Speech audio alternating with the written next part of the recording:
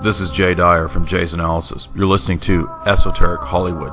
Esoteric Hollywood is where I deconstruct the biggest films in an unparalleled way, from the classics of the silver screen to today's blockbusters.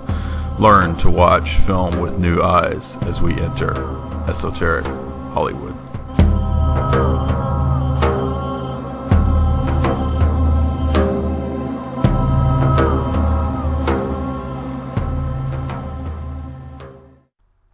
Welcome, you're listening to Esoteric Hollywood with your host, Jay Dyer. Tonight my guest is Jamie Hanshaw, and we're going to do a specifically focused talk and interview on her three books, Operation Culture Creation 1 and 2, and of course, Hollywood Mind Control, the most recent new book that will be featured specifically in Hour 2, which if you're listening to this, the first hour, of course, is free, and you can subscribe for $4.95 a month to get all of my talks and lectures and interviews and Jay's Analysis at the PayPal link.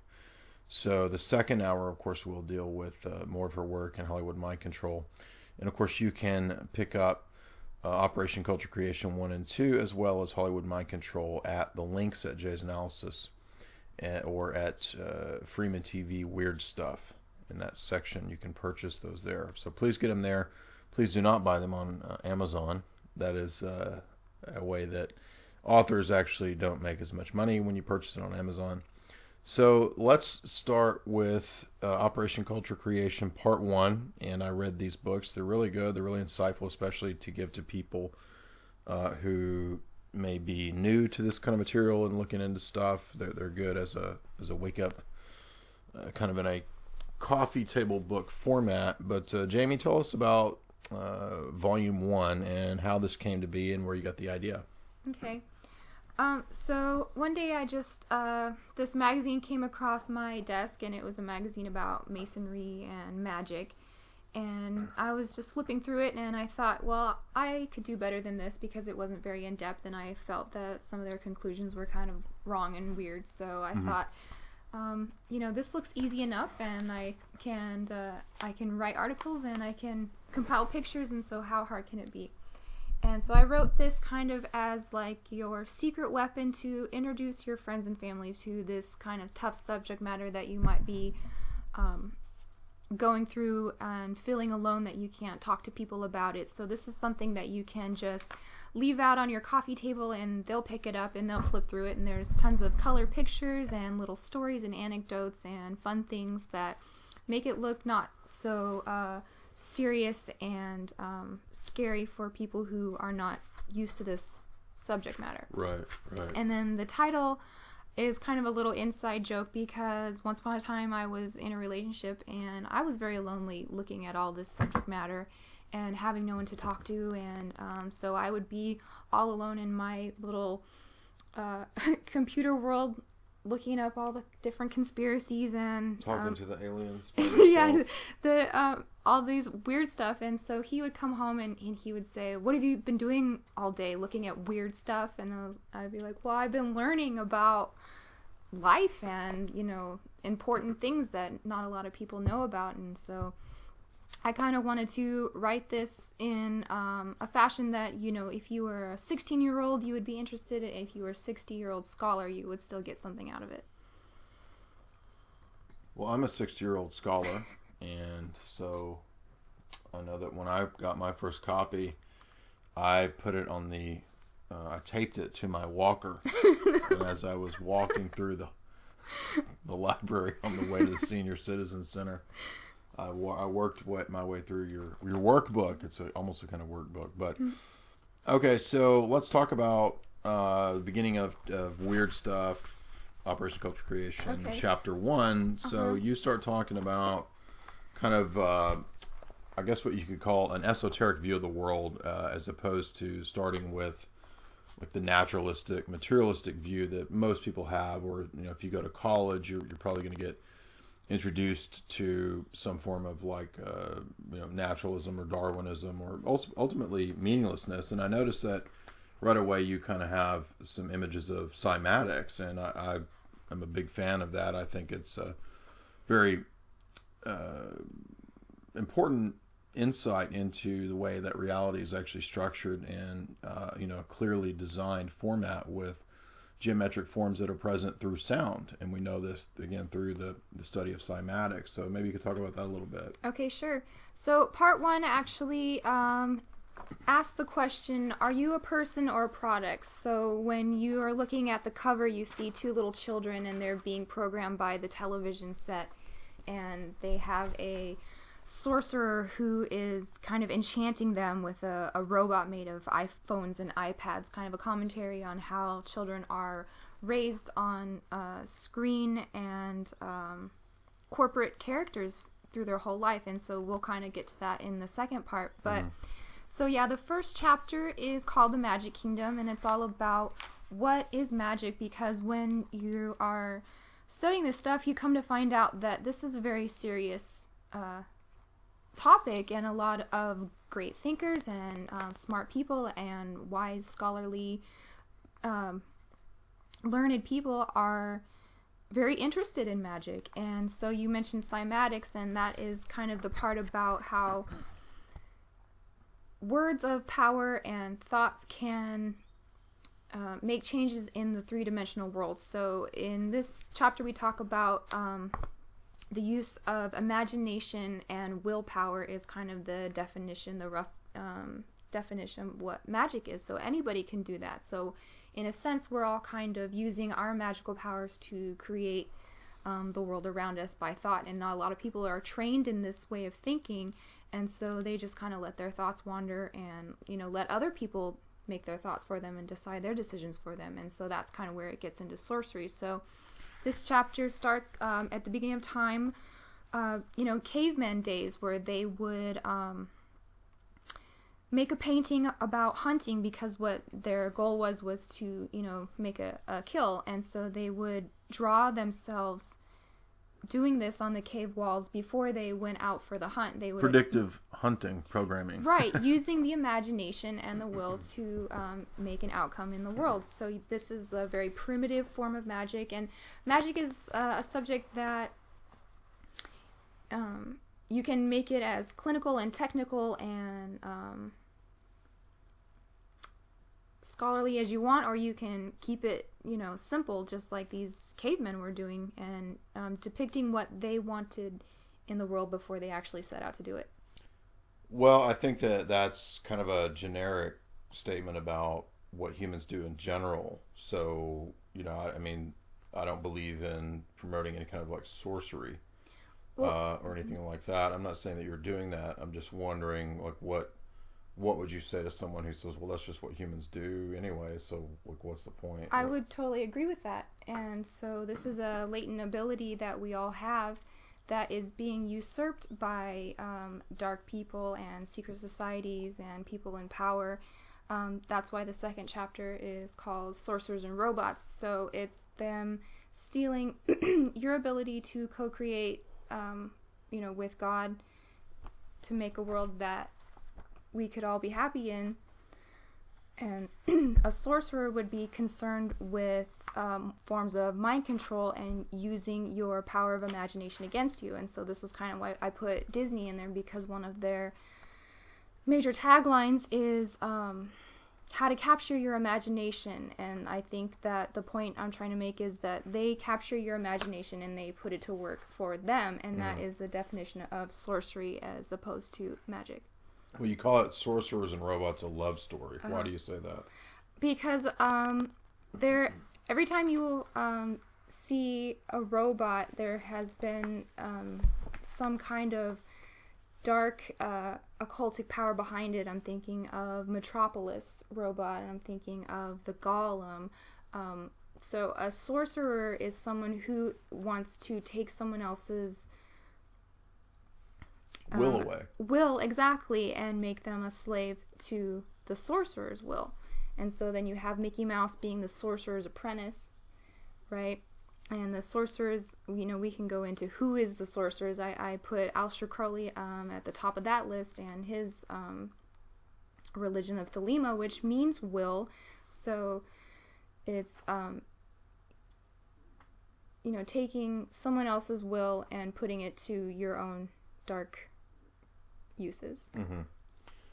And so essentially, you talk about logos, like corporate logos, and how this is a kind of communication to the subconscious, and that's what goes on, in the psychology of advertising and marketing. And then you talk about the Tavistock Institute. Now, this is important. It's something that I've talked about quite a bit because that was involved in the idea of culture creation and the idea of using the arts and so forth and different social engineering, sociology strategies for mass control.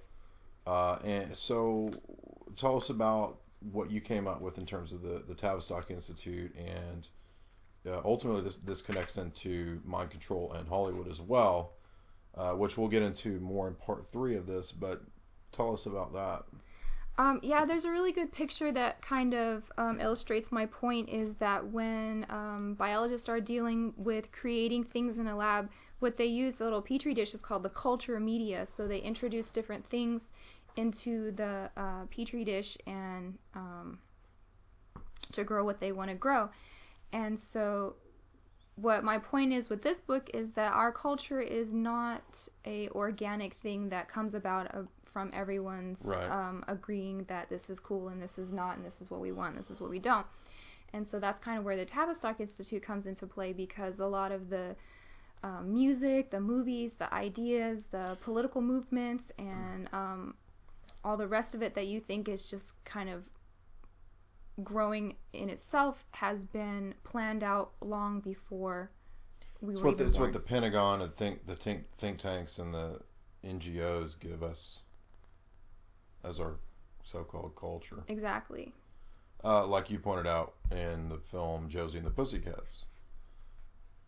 Right.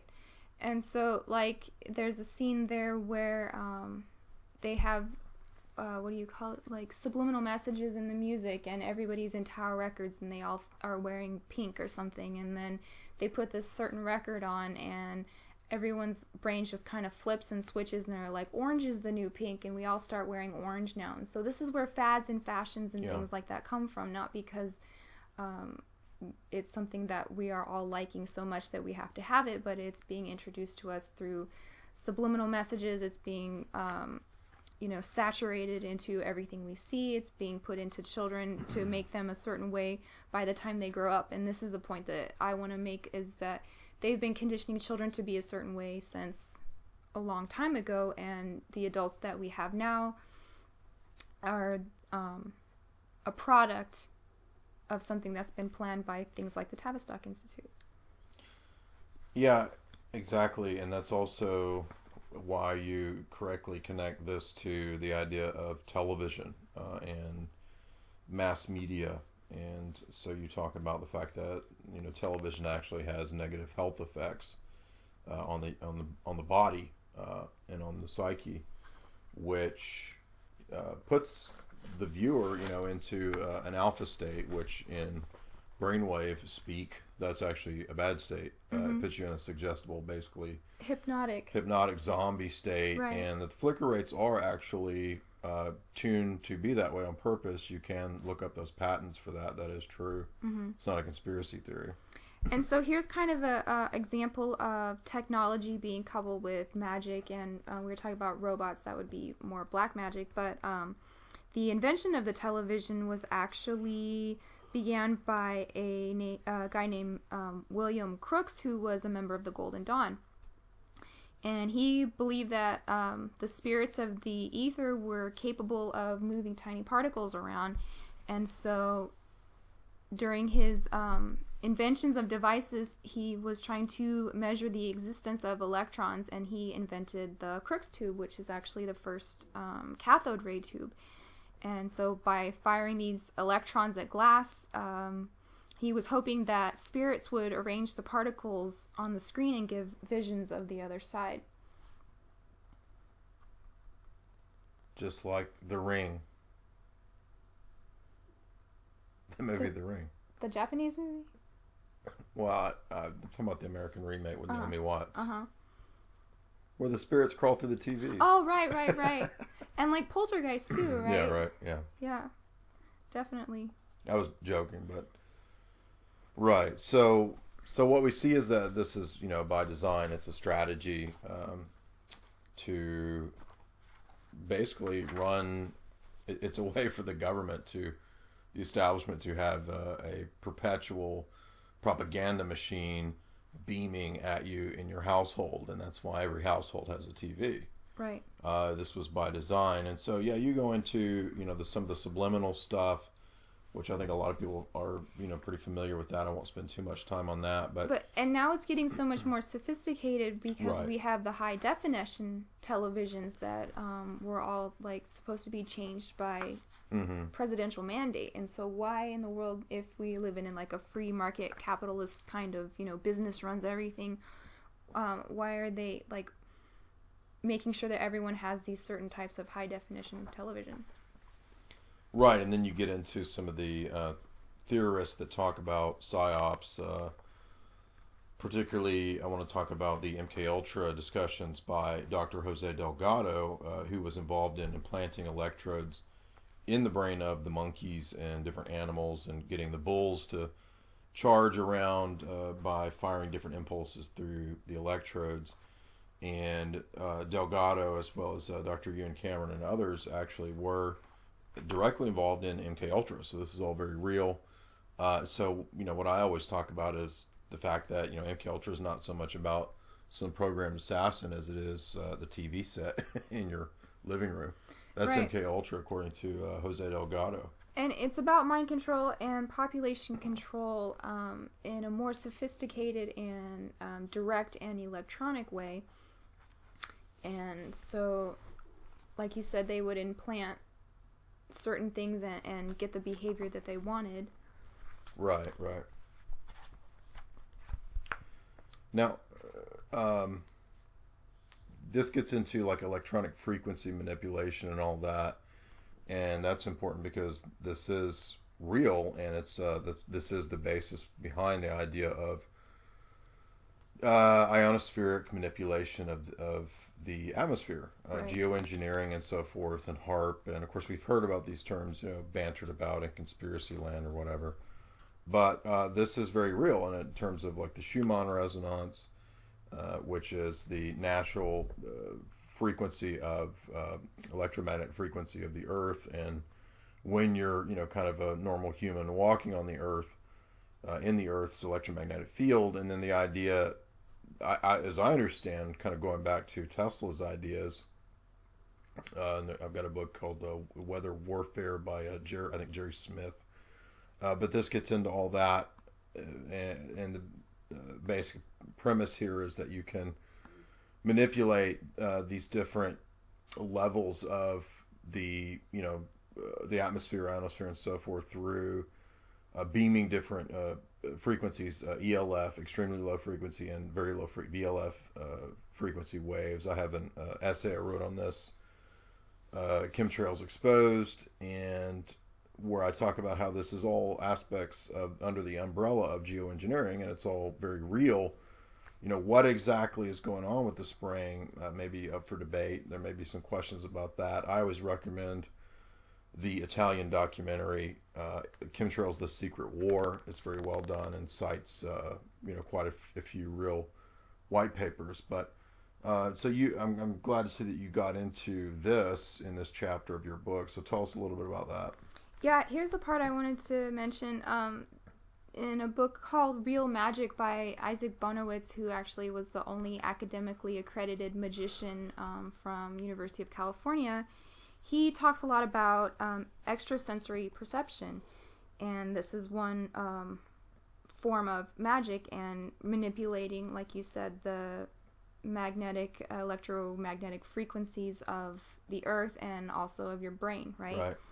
And so he says that basically every human body is a walking radio station broadcasting and receiving on ultra-long wavelengths of the standard electromagnetic energy spectrum. And 99% of all instruction for casting spells, he says, are ways of changing your neural system. So this is kind of where magic meets technology again. And then if you want to get into, or if you want to think about it in psychology way, this is what Jung was talking about with the collective unconscious. So this is the thoughts and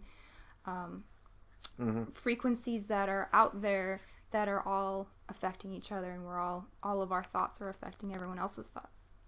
Right, and as I understand, there's kind of a crystalline aspect to our cells, if I recall, and they are kind of like little tuning forks, and that's why even Brzezinski in his book Between Two Ages back in 1972 or 3 talked about the reality of the age coming in the technocracy where there would be the ability to manipulate thought patterns and attitudes and the way people acted and behaved based on beaming frequencies at them. Right. That's in Brzezinski's book. And so if a thought has mass, then a thought is, a thing. And so it's not just nothing. It can be quantified, and it can it can bring about larger things. And so you're talking about cymatics. If the world was created by vibrations, by the word, like it says, God spoke the universe into being, right? So our thoughts and vibrations and our words also have the ability to make these effects on reality as well. Yes, this would of course also be the idea behind why prayer is why it works. Exactly. So yeah, completely agree with all that, and I think that's totally on the right track in terms of how we ought to change the way that we think about the world. It's not a random, chaotic, materialistic process. It's all, governed by these higher levels, higher planes, right. Spiritual realm. And so I did kind of put, there's some jokes and some memes in the book and some fun things as well. And so I have a fake ad in there called Zombital. And one of the things that you need for, quote unquote, working magic is emotions, because a thought really doesn't carry a lot unless there's a big emotion behind it. And so that's why they're always trying to keep people in an emotional state and in a less rational state, because this is where people are more easily manipulated by their emotions and not their logical brain. And so when you're giving people all these psychotropic drugs and trying to turn off their emotions, I think this is sorcery, right? And it even goes back to like what you would call pharmakeia or whatever in the ancients. So this is a way of dampening your own conscience and what you feel is being done to you, and why are you depressed? Why do you feel like you need these Prozac and Zoloft and Ambien and all, because you can't identify the true problems that you're facing, and so you just kind of take this to numb you, and that also usurps your magical abilities too. Interesting, right? So you move on to talk about the psychology incorporated, and this is how marketing, mass media, and so forth are all utilizing these strategies and techniques of basically hoodwinking and tricking people, as well as a kind of almost dark sorceress, necromancy type approach. You talk about Edward Bernays, of course, and you have the quote here about those who manipulate this unseen mechanism of society constitute an invisible government, which is the true ruling power of our country. Right. So what's the basic idea here? And I'm glad that you mentioned Freud too, because Freud, of course, comes into play with the manipulation of the libido, the lower, baser desires, and that if you could kind of invert things, you could manage man through the management of his base desires. So tell us about Psychology Incorporated. Okay, yeah. So the tagline is, "Who has the monopoly on life?" And what I've put here is not every, but a lot of the subsidiaries of Disney, because we talk a lot about Disney. That's pretty much the biggest media conglomerate on the planet and culture creator. So I kind of attack Disney very hard. And you can see that they control magazines, they control movies, they control games, they control Marvel Comics, sports teams, cruise lines, other movie companies that you wouldn't think are linked to Disney, like Miramax and things like that. Touchstone Pictures, ABC, Hollywood Pictures, ABC Sports, A&E. So this is all controlled by Disney. And so what we go into here is, like you said, Sigmund Freud, and then his nephew Edward Bernays, who was the kind of the expert at propaganda. Right. Who worked with, he changed the title of the Department of War to Department of Defense because that was more Orwellian. Right. It sounded better. And so he's basically the government's consultant general on propaganda and manipulation. And so just like the Tavistock Institute, you think that your culture is your own, created by organic means. It's not. And so you have these people, these sorcerers, I would call them, in places of power and behind the curtain, who are creating propaganda. And so one example was how they came to him and they said, we want women to start smoking cigarettes more. Right. And so he said, okay, we're going to have this parade, and we're going to have these women who are like feminist type women who are trying to be independent, and they're going to be smoking cigarettes like torches of liberty or something, and that's going to get women to smoke cigarettes. Right, and he also saw how, Hollywood could be used for propaganda too. Right. Yeah. And so we talk a lot about egos and super egos, and I have this picture of a baby because Aleister Crowley's whole thing about the Aeon of Horus is the age of the crowned and conquering child, and it's kind of the age of the selfish brat who kind of gets whatever he wants. Infantilism, right. Egoism, childishness, right. Immaturity, arrested development. Never going past the ego to the super ego, which is a more altruistic adult. They're, like you said, they're developmentally arrested in this baby stage, and which is like the millennials and the hipsters. Mm-hmm.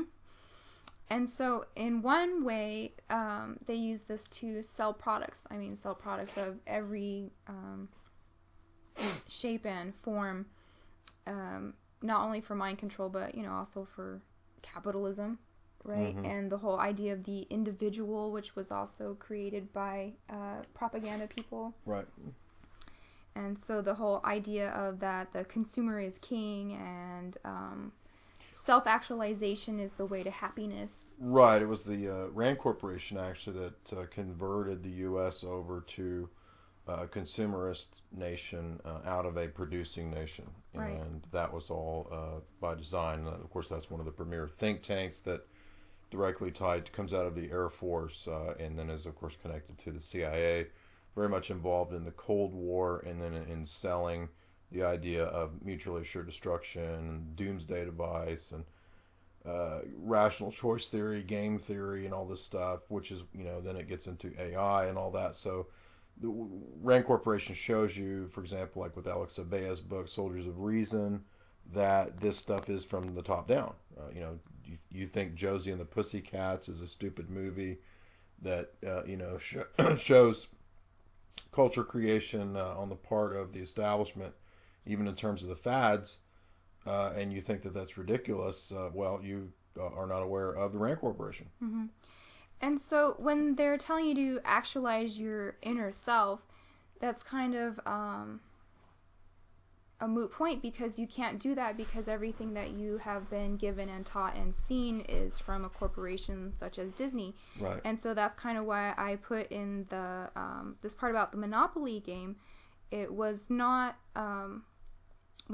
before that came out, the word monopoly was a negative thing, right?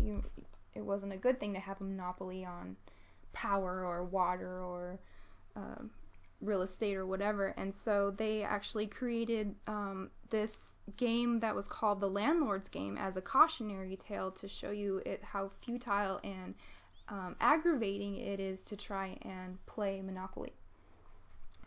And so, like Operation. Yeah. And so, today the most powerful, monopoly on culture creation, I would say again, would be Walt Disney, because, from cradle to grave, you can, Disney is there for every stage of your life, and even goes to as far as you can have your wedding at Disneyland, you can, Well, it's a completely synthetic world.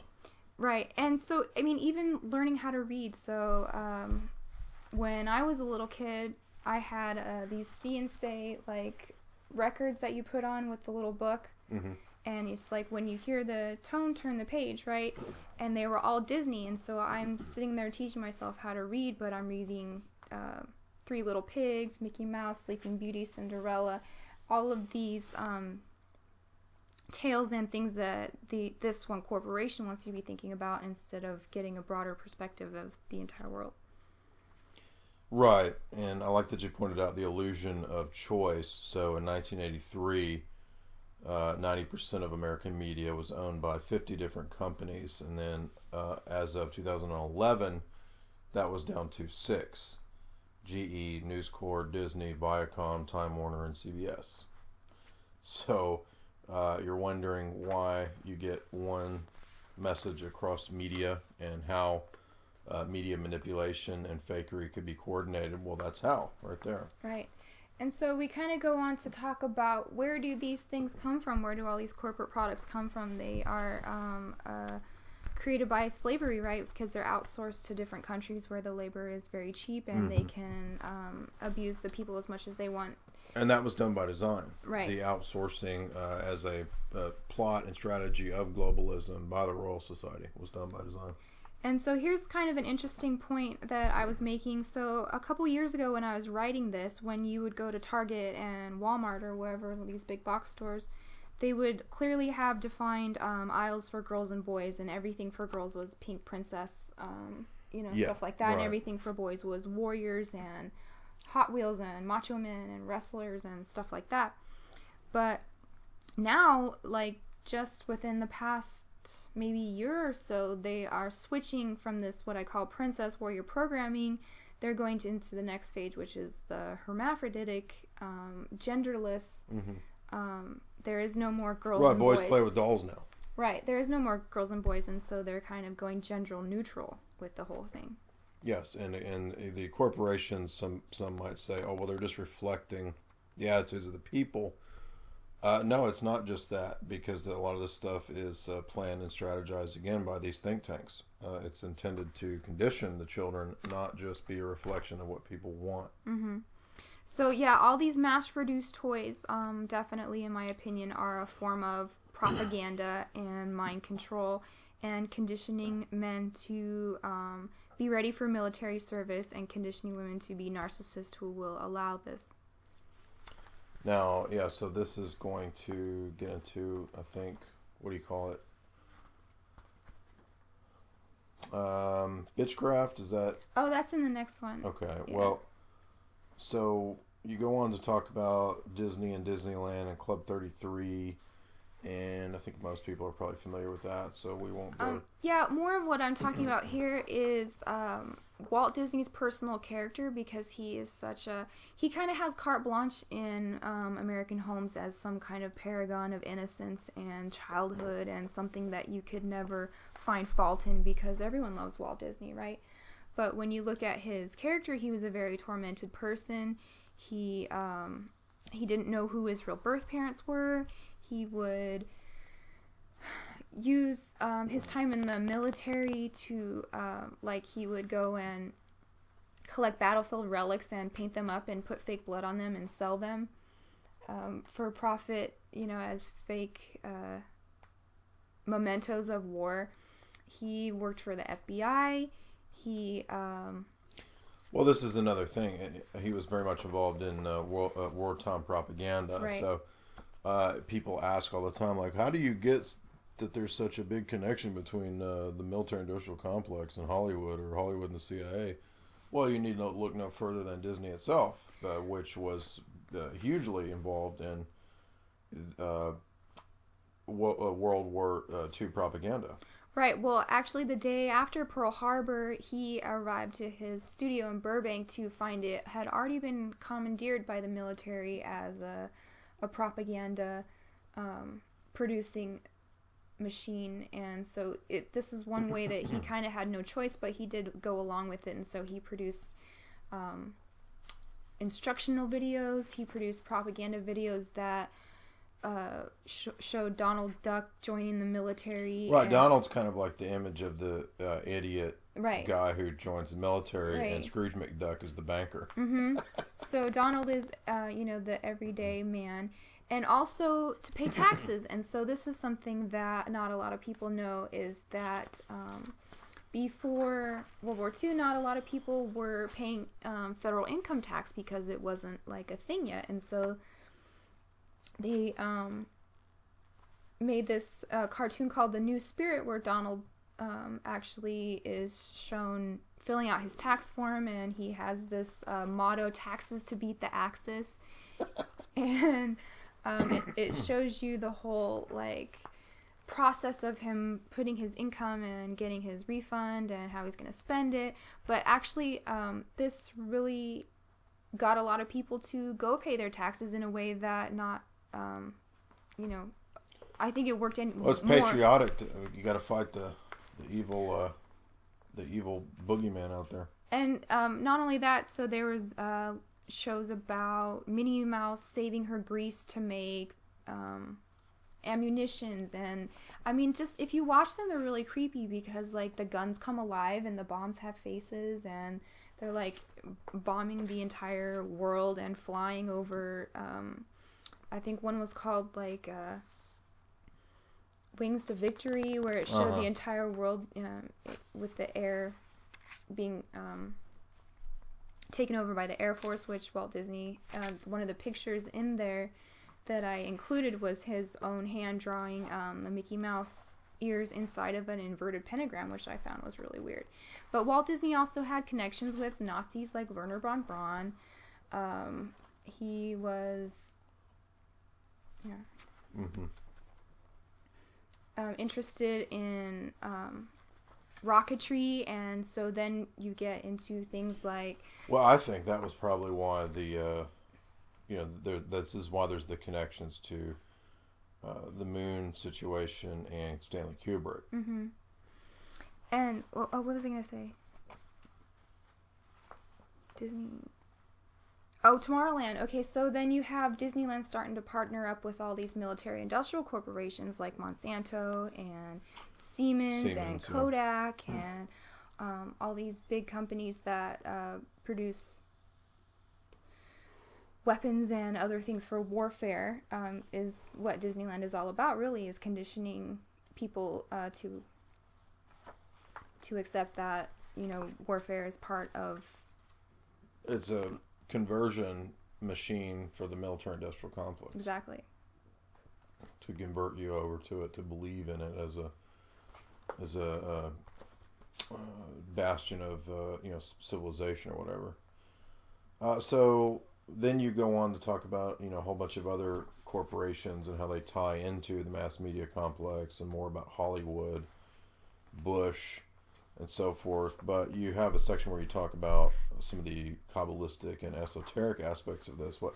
Why did you situate this sort of Kabbalistic, esoteric stuff in the midst of, like you talk about 9 and 11, in the midst of all this corporate stuff? Because I kind of wanted to make a point that these things like 9/11 is the biggest one I can think of. It wasn't just a terrorist attack. This, judging by the numerology, Crowley said that 9 and 11 were the most magical and satanic numbers. If you go to Anton LaVey's book, The Satanic Bible, he will tell you over and over again that 9 is the most satanic number because of the way that it reduces, always reduces back into itself, so it's a selfish and satanic number. And so these people who are behind things like 9/11 are without a doubt using these techniques of sorcery to enchant people and to as a form of mind control and terrorism as well. Right, and I think you're correct here, and you kind of touch on some of the stuff that William Ramsey talks about in his book of Crowley and the New World Order and 9/11. And so I kind of put this picture, and it says the 20th century 666 because gematria, how do you say it? Gematria. is a part of magic, definitely. And in English gematria, the letters FONX equals 666, and so that's why FONX. FOX. Oh, and X. Yeah. Okay. So that's why you've so got Fonks. Fox Pictures, like Lucius Fox. You've got Fox Theaters. Like a lot of times when you'll see an old-timey theater, it's going to be called Fox Theater. So all of these things that equal 666, because one of Crowley's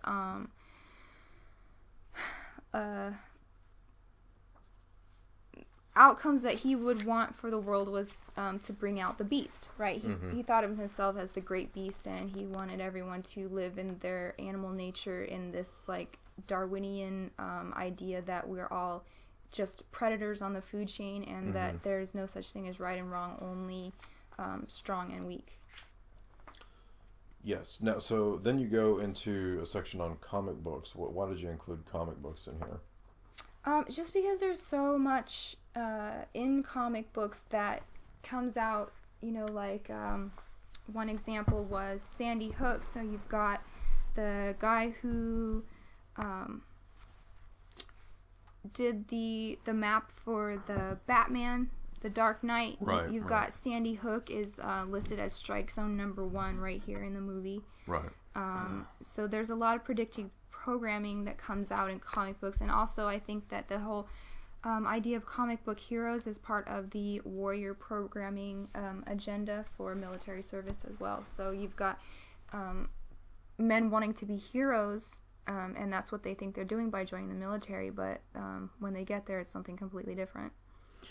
I like too that you got into the media fakery with Robbie Parker and Sandy Hook, and that there's a chapter on all that in the book. So that was good. You mentioned Spawn, which is funny because I used to read Spawn. That's one of the worst movies I've ever seen. Yeah, I don't think a lot of people were talking about Sandy Hook as a faked event before this, but I definitely always had my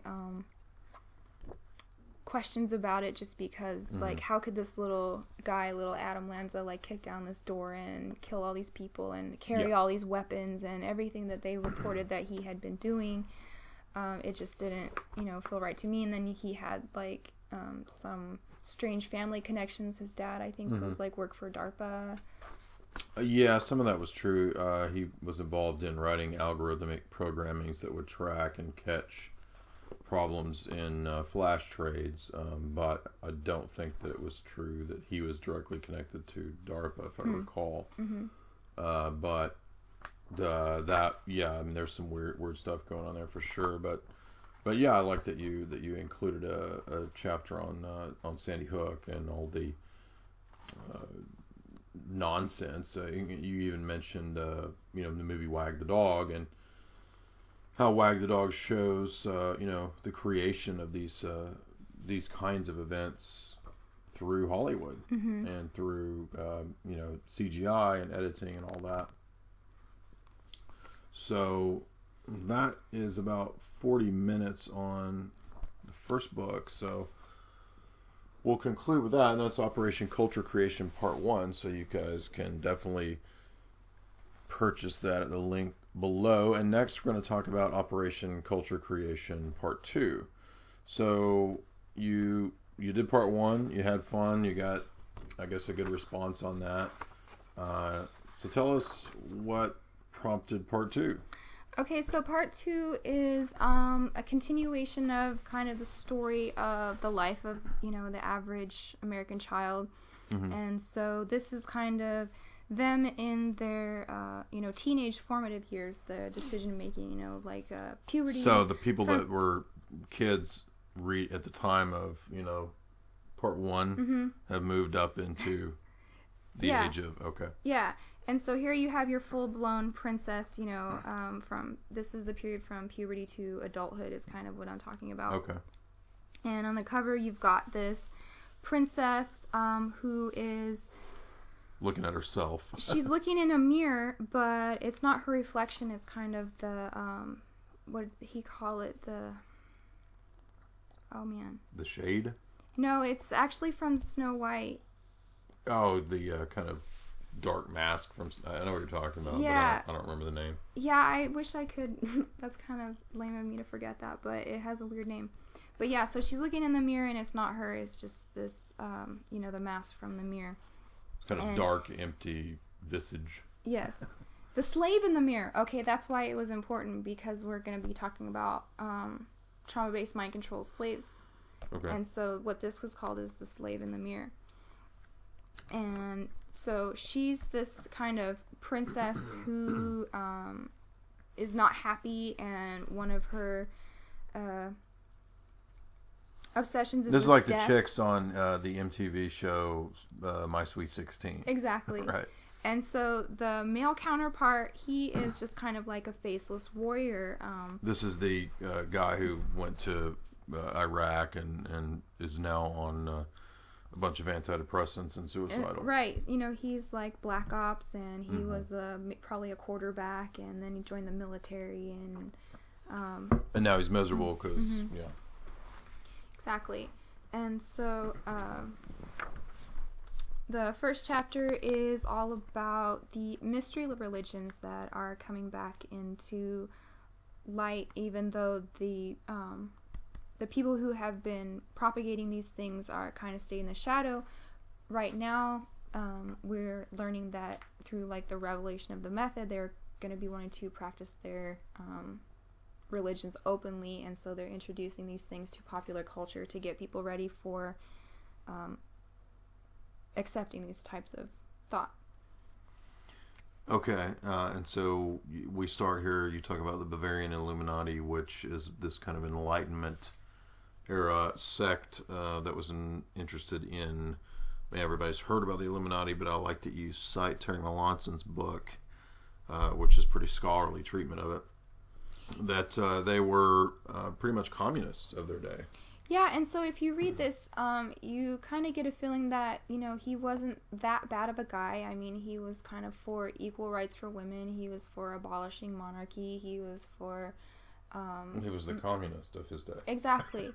And so if you start to read these writings, you might actually, start to agree with Adam Weishaupt a little bit. I mean... Maybe not you, but... well, it has this kind of... it sounds good. Like, let's all be fair, and let's all make everything equal, and everything should be rational, and so forth. But I don't think that that's ultimately what it leads to. No. And also he was, like, involved in recruiting ex-Jesuits, and he was also, like, switching religions a lot. But basically...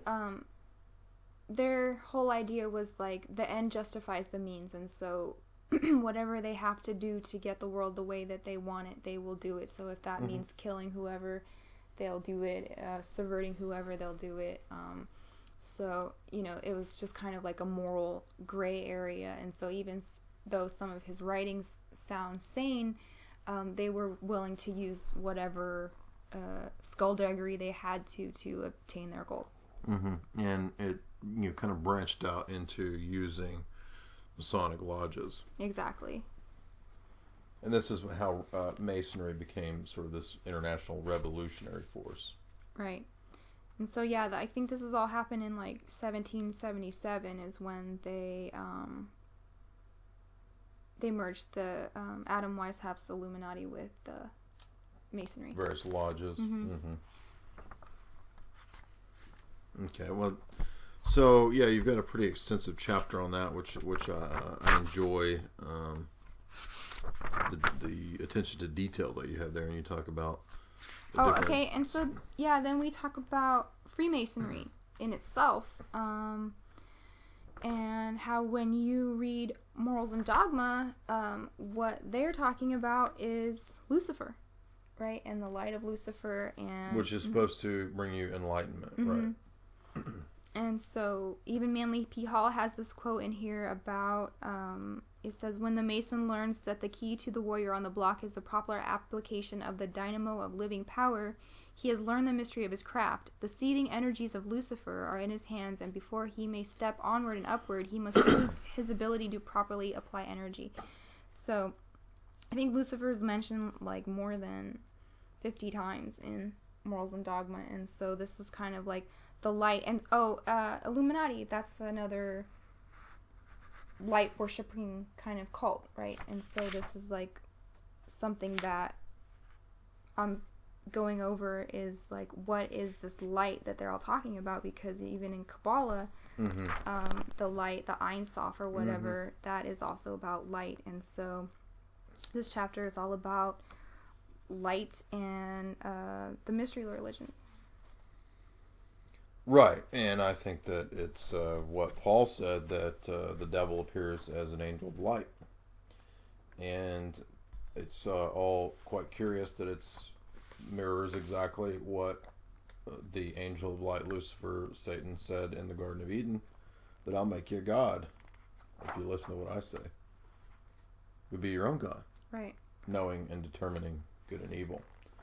So that's the problem here, is that all these things kind of blend into the same situation of you being your own god and you decide what's wrong and right. Right. And so that's kind of at the end of the chapter we talk about the OTO. They think of themselves as the merging of Illuminati and Thelema and Advanced masonry right. and sex magic and all this stuff. And so we go... So it's kind of just a hodgepodge, sort of blending everything together, different religious traditions.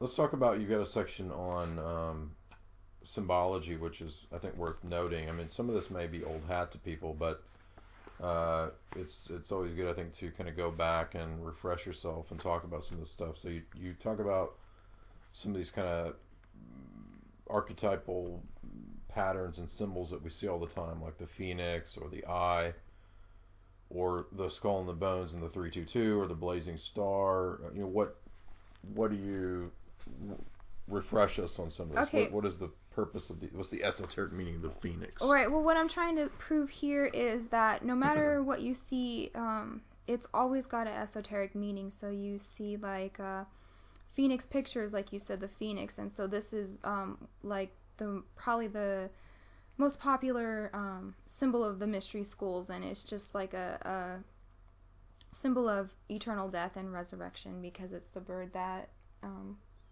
when it dies, it turns into flames and it's reborn again. Right. It's also an image of immortality or resurrection. And so then you've got phoenix pictures, right? And then every type of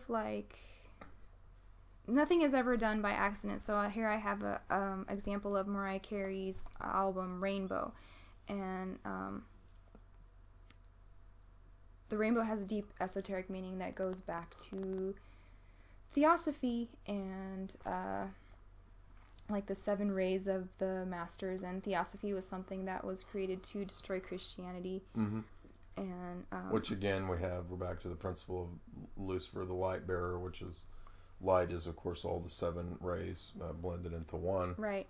And so you even in masonry you have rainbow girls for little girls.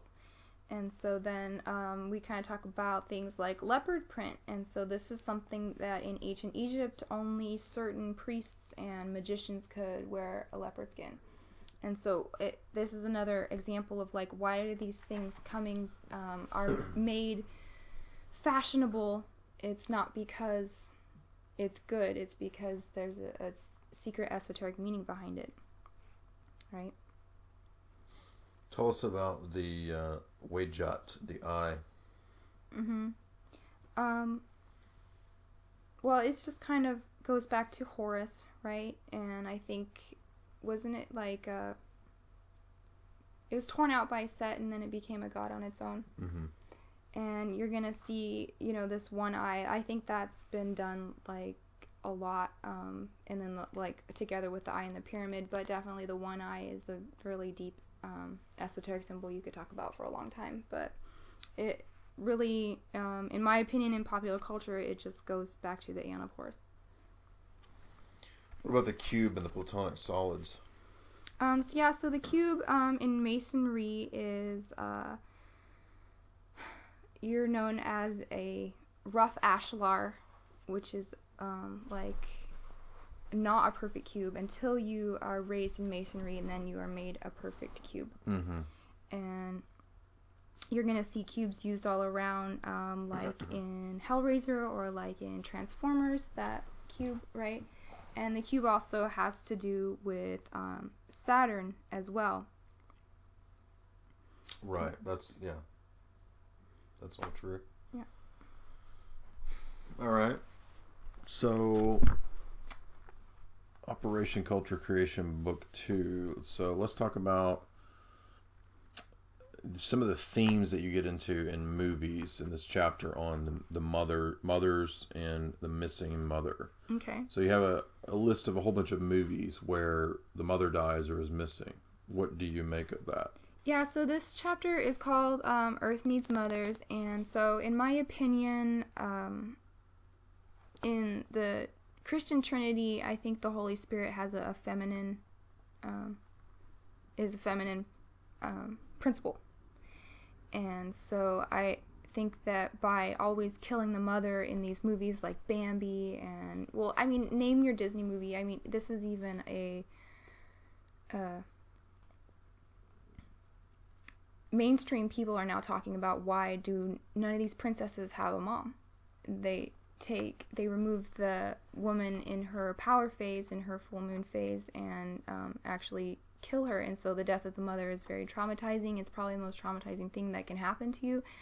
And even the Nazis, when they would, Hitler's youth and things like that, they would try and separate the child from the mother early on as possible, because this is where you learn things like empathy and nurturing and... Mm-hmm. Yeah, some of the nobility have been known to do this before as well, to teach the children not to be dependent. Mm-hmm. But it kind of creates a kind of psychopathy. And now that I mention it, like every time you watch a movie now, look how many times that the death of the mother is shown, or that the kids are an orphan. It's just like, it's too many times to be coincidence. It's like, I think it's like statistically impossible for this not to be a spiritual thing. Mm-hmm. Let's talk about Project Crazy Bitch. This chapter I really enjoyed because it's very applicable to feminism and the progression of the person that's gone from the Miley Cyrus kid era of Disney into now being a crazy bitch. Mm-hmm. And that's by design to bring you into this narcissistic crazy state. Right. And so where I start out here is the princess programming. And so you'll notice that around the year 2000, Disney tried to heavily market its princesses apart from the movies that were coming out, and have the princess line be its own thing. And I think no one's going to argue with me that this princess thing has got really out of hand. I don't know if it's transitioning now, because these books are kind of like a couple years old, and we're kind of going into a different phase, like we said, with the genderless and stuff like that. But definitely the girls who are maturing today were raised on this princess programming. And well, I just showed you the other day that Disney thing of Sophia and those kids. Oh, yeah. So it's not died out yet, right? And so here's kind of what we're talking about is this is seriously a psychological problem that they are creating in women, is this narcissism and inflated sense of self-worth to the point of grandiosity and I deserve everything. Everyone is subservient to me. I'm the princess. I'm the only princess. And this is creating really dark psychopathic women who have no empathy and nurturing and all those feminine qualities that we need to keep the human race in love. But this is the princess that will see the more like Maleficent, right? Yeah, but then that's interesting, because in the movie Maleficent, she's made out to be the good guy. Remember that, the one with Angelina what I got Jolie? from that movie was that all the men are weak and evil, and girl power. And so here's the feminine side of the overinflating of the ego to the point of like being psychotic about it. And so you're not like a nurturing, caring woman anymore. You're a crazy bitch because you expect that the whole world is supposed to bow down to you. And this is part of the royalty programming that I talk about too, like the next wave royal invasion. So you had the British invasion by the Beatles, and then you have this whole like princess programming, paying attention to the royal wedding, even though it has nothing to do with your life, trying to be like yeah, all the tabloids in the U.S. and Fox News are trying to tell us that we need to be concerned with the British aristocracy. Right, and so this is the kind of like class stratification that they are wanting with like two class world with the elite and the lowly, and you're gonna want to be part of the royal family. You don't want to be the servant, and so you might as well be the princess, right? And then so you have this examples in things like My Super Sweet 16, the MTV show, where they're like all spoiled brats, and they make a big deal about who to invite to the party and who not, and then they kind of like take this weird pride in watching people get disappointed about not being able to come to the party. And then we talk about consumerism as bitchcraft, and this is actually something that I took from Anton LaVey. What does he say about this? He is talking about how to use your sexuality and your good looks to enchant men and get them to serve you, just like a sorcerer would do. And so using this pink, using like juicy, words like juicy couture and sort of the Victoria's Secret everywhere for like even young girls. Right. And so then you have these dolls coming out like Monster High, who just look like tarts, right? They don't look like dolls for girls. They look... Or the Brats. And then you have... when she grows up, she's a Bridezilla. Right? Right. So... Okay, well, we're coming close to an hour here, the first hour, and we're going to finish up in the second hour with trauma-based mind control through film, and how film can be actually a mechanism for traumatizing people on a mass scale, mass level, to further condition them into the system. And then we're going to get into more of the warrior programming for males, for military service and so forth, and the notion of the hero and how that's engineered and manufactured. And then we're going to talk about Hollywood Mind Control, your most latest book, and that will all be in the second hour. So you're listening to the first free hour of Jay's Analysis, Esoteric Hollywood with Jamie Hanshaw, and you can purchase her books at the links below and at Jay's Analysis and at Freeman TV under the Weird Stuff section. You can also subscribe to Jay's Analysis podcast for my lectures, talks, and interviews and podcasts at jaysanalysis.com at the PayPal link. Thank you for listening.